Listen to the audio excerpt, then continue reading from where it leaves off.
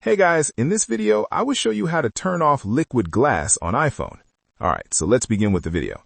First, you can adjust liquid glass directly from your home screen.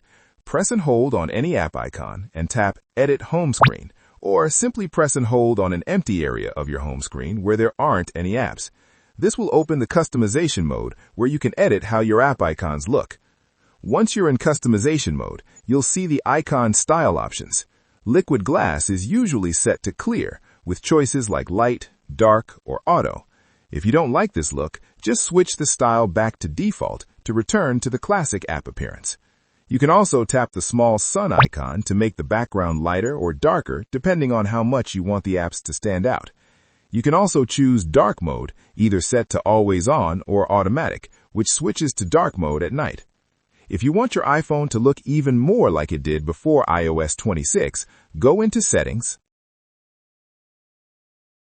then open Accessibility and turn on Reduce Transparency. This removes most of the liquid glass effect and makes everything look more solid and clear. For an even bolder look, you can also turn on Increase Contrast, which sharpens icons and text across the system. And that's it. So that is how you can turn off liquid glass on iPhone. So that's all for this video. Thanks.